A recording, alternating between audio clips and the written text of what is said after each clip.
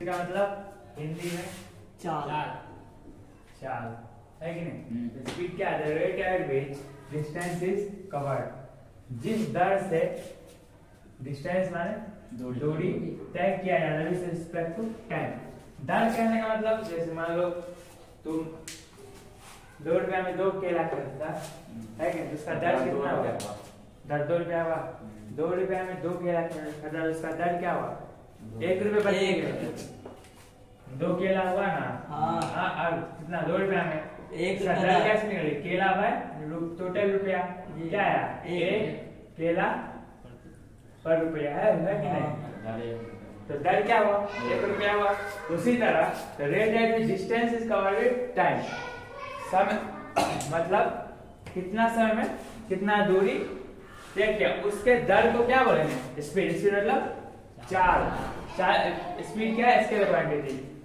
जैसे यहाँ पर केला का दर निकालने के लिए टोटल केला है, टोटल पैसा की, उसी तरह स्पीड भी क्या है? जितना डिस्टेंस कवर हुआ है कितने टाइम में उसका दर है। तो स्पीड बराबर डिस्टेंस बाय। और ये फॉर्मूला नया नहीं होना चाहिए स्टूडेंट में, है कि नहीं? 9 से पढ़ते आ रहा है, इसमें कुछ नया है। स्पीड बराबर डिस्टेंस बाय टाइम। तो ये क्या होगा? स्पीड क्या है? स्पीड क्या है? वह दर है जिससे किसी समय में कितना दूरी तय किया गया है कि नहीं।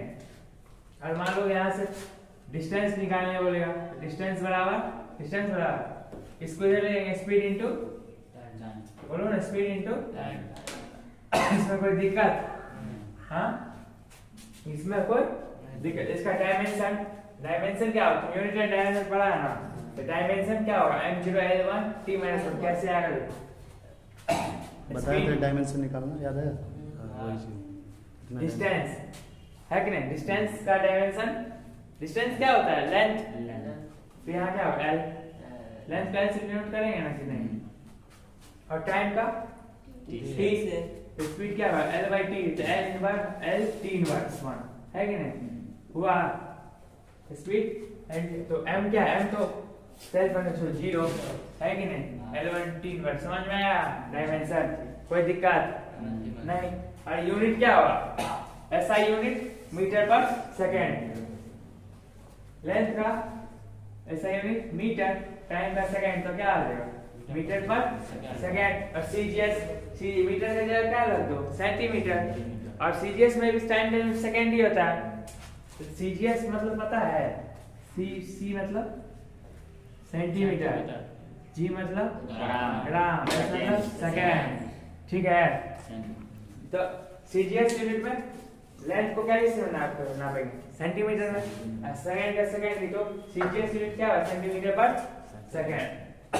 अभी जब ये पॉइंट देखो, थोड़े मूविंग पार्टिकल मतलब कोई पार्टिकल अगर चल रहा है तो speed can never be negative और zero, it is always positive.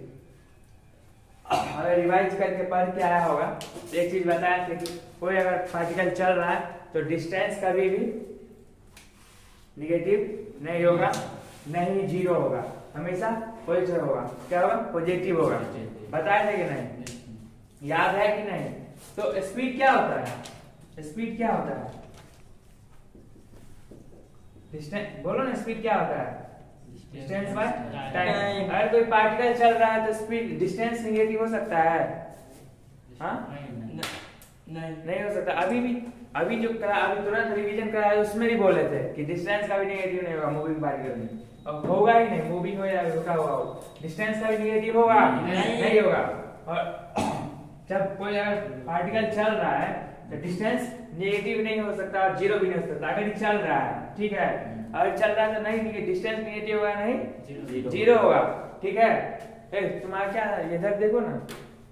और टाइम का भी नेगेटिव होगा? टाइम हमेशा पॉजिटिव होता है कि नहीं? तो जब कोई पार्टिकल चल रहा है तो डिस्टेंस नेगेटिव नहीं हो सकता है, डिस्टेंस जीरो नहीं हो सकता है।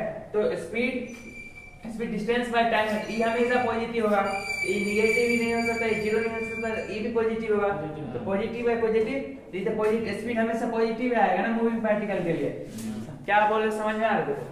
अगर कोई पार्टिकल चल रहा है स्पीड कभी निगेटिव नहीं हो सकता है और नहीं जीरो हो सकता है, हमेशा क्या होगा पॉजिटिव रहेगा। कैसे? तो स्पीड का डिस्टेंस बाय टाइम।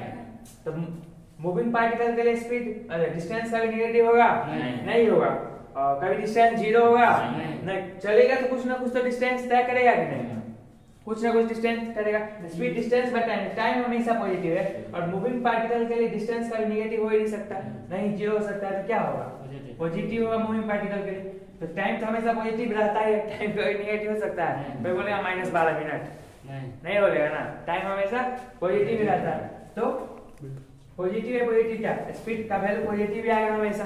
समझ में आया? हाँ समझ में आया कि नहीं? अब क्या लिखेंगे? Uniform speed, uniform speed. अगर कोई पार्टिकल इक्वल समय में और इक्वल डिस्टेंस तय करता है तो उसको क्या बोलेंगे? Uniform speed. उससे कोई मतलब नहीं कि टाइम इंटरवल कितना छोटा है। टाइम इंटरवल मान लो, देखो कोई गाड़ी है, ठीक है, ये चल रहा है,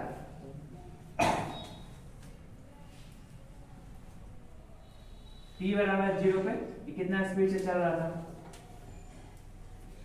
5 मीटर पर सेकंड, ठीक है। t बराबर 2 पे भी 5 मीटर पर सेकंड, ठीक बाय। t बराबर 4 पे भी 5 मीटर पर सेकंड, ठीक है। t बराबर 6 पे भी 5 मीटर पर सेकंड। तो देखो क्या बोल रहा है uniform speed, when a particle covers equal distance, equal मतलब बराबर distance in equal interval of time, no matter how, मतलब उससे कोई मतलब नहीं है कि टाइम इंटरवल कितना छोटा है। जैसे दो ध्यान दो बोर्ड पे सर, क्या देखो ये मान लो यहाँ डिस्टेंस लेते हैं, अगर मान लो t बराबर 0 पे तो इधर रुका हुआ था, t बराबर दिखेगा, t बराबर 2 पे 5 मीटर बैठ था, ठीक है, और t बराबर 4 पे t बराबर 2 पे 5 मीटर कवर किया, फिर अगले 2 से 4 में भी 5 मीटर कवर किया, फिर 4 से 6 में भी 5 मीटर कवर किया, है कि नहीं? तो देखो यहाँ पे टाइम इंटरवल कितना है? 2 सेकंड का, 0 से 2 सेकंड, कितना तय किया?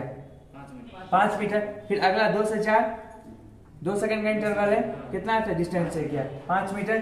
तो इक्वल इंटरवल है, मतलब 2 सेकंड में 5 ही मीटर कवर कर रहा है, तो स्पीड क्या होगा? स्पीड बराबर डिस्टेंस बाय टाइम, तो 5 बाय 2 है कि नहीं? इस इंटरवल के लिए 5 बाय 2 तो कितना 2.5 मीटर पर सेकंड आया। फिर इस इंटरवल के लिए भी देखो तो क्या हुआ, यहाँ पे कितना कवर किया? 5 मीटर, अरे 4 - 2, तो स्पीड देखो 5 बाय 4 - 2 कितना आया? 2। मतलब t बराबर 0 से t बराबर 2 की स्पीड कितना है? 2.5। फिर 2 से 4 में स्पीड कितना है? 2.4। मतलब इक्वल इंटरवल कितना है? 2 सेकंड का, है कि नहीं? कितना डिस्टेंस चल रहा है? 5 मीटर बन रहा है।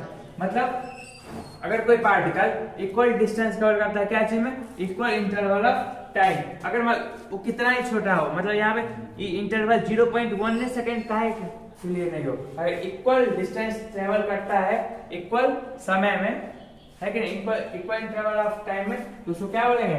Uniform speed. यूनिफॉर्म स्पीड का फॉर्मूला डिस्टेंस बाय टाइम ही होगा, ठीक है, हो गया।